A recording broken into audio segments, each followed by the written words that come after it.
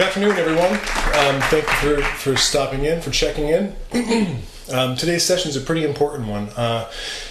If you have any ambitions of performing, whether it be for family, at a coffee shop, just for friends, hang out at a party, or perhaps, grander ambitions for performance, going to college or university, for musical performance, or a band, whatever the case may be, there's a well-defined distinction between practicing and performing in the mindset that you have for each of those two. When you're practicing, you're trying to be aware of the multitude of variables that go into a good performance, a musical performance. Technique, tone, phrasing, your posture, overall feeling of comfort, between anything that goes into making the piece sound the way that you want it to sound. When you're performing, you want to be comfortable enough with all of those different things so you don't have to think about them anymore. All you want to do at that point when you're in a performance is thinking about delivering the music to your audience.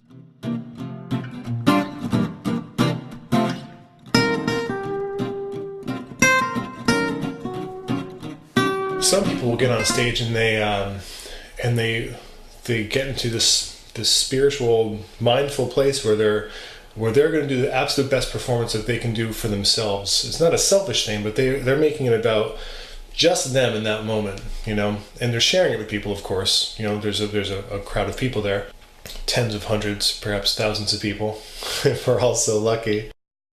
But at least in that circumstance, the performer isn't thinking about what the person third row in or second balcony is thinking when they hit a certain note, or if they tilt their head a certain way, or whatever the case may be. They're totally engrossed in their music.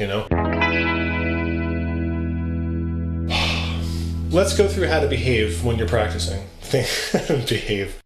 Let's go through some of the things that you should be thinking about when you're practicing, that you can carry with you to the stage to make things more comfortable. One of the things that people can't stand about performance is performance anxiety. They get completely freaked out. I think a lot of that has to do with preparedness, or lack of preparedness for that matter. If you go on stage and you kind of know the music, or you kind of have the phrasing figured out that you want to try to portray, you're going to be thinking about the things that go into making music, of course, but they're not things that are conducive to a clean, healthy performance. So as an example, let's take a listen to this excerpt from a Mozart piece. It's from the Magic Flute, arranged for classical guitar by Fernando Sor. I'm playing it today for all of you with a pick on electric guitar. But when you're going through this piece for the very first time, you have to be focused on the pitches.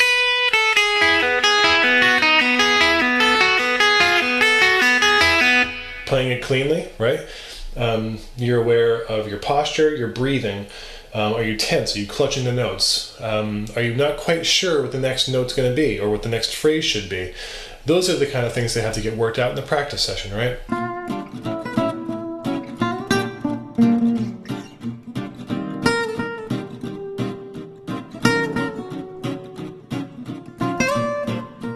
So when you go on stage, you can just roll back in your own head.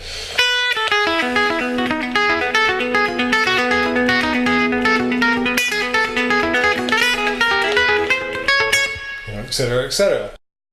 So there wasn't a single moment there where I wasn't focused on the sound of the music. I wasn't thinking about, what does my first finger do on the next arpeggio? Or do I really need to get this E on the first string, or can I get it on the second string? Like, those are, you kind of work that stuff out in rehearsal, in the practice space. So getting further into how to practice. Okay, when you're looking at the score, you do a scan through, you read the notes, get an idea for what the notes sound like together, as a phrase. And then go through and play as slowly and cleanly as possible. You're going to make mistakes, in the case of that Mozart variation. The likelihood of a first-time reader, unless you're an exceptional sight reader, to play that phrase cleanly and effortlessly and totally in time and clean notes is probably pretty slim. So go through it with the understanding that you're gonna goof up, you know? It's not the end of the world.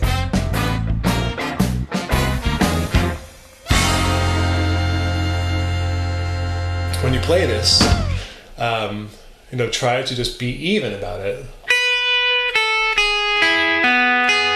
And if you have a hiccup,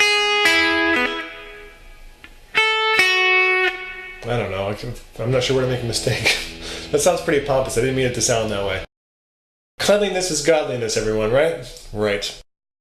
So then, when you're super comfortable with your fingering, with the tone that you're producing, then you can start to speed things up, increase the tempo if the piece requires such a thing, you know?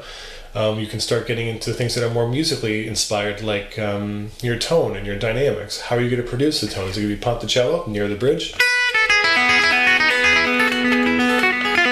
And then move towards the dolce position at the edge of the neck. Where does the phrase breathe? Are you coming to rest in the proper spot? If you sing the phrase, right? Can you sing the phrase at a full breath and make that same thing happen on the guitar? Or are you playing on the instrument far past where you would have taken a breath? That's kind of unrealistic phrasing, right? We'll get into that further later on.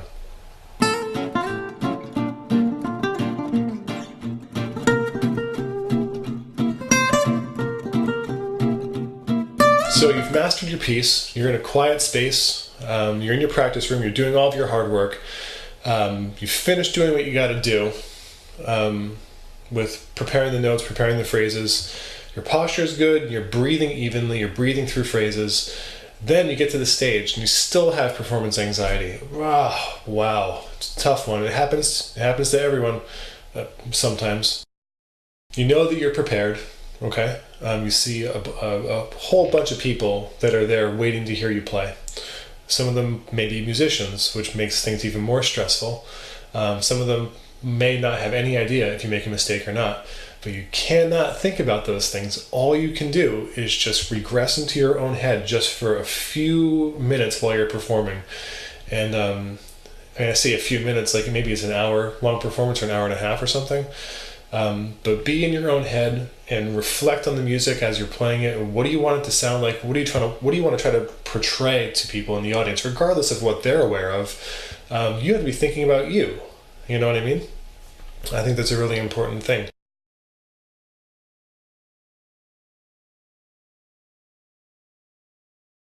You're in a performance, and for whatever reason, your mind starts to wander. Right, the meditation part of your performance is gone, and your mind starts to go all over the place and start thinking about different things, and you make a mistake. You have to play through it. You can't stop. I mean, I guess you could, but it's going to be even more awkward at that point if you make a faux pas of some sort and then you stop and shake your head or grimace or make a face. Got to play through it.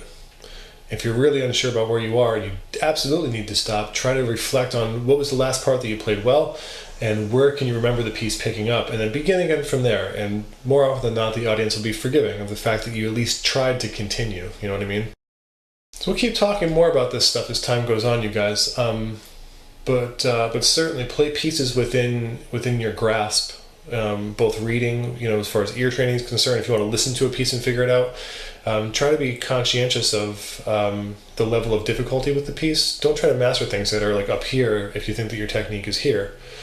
Better yet, book a private lesson and we'll talk about it. I know it costs a bit more money, but what are you gonna do? This is our music we're talking about. All right, everyone. Have a good day.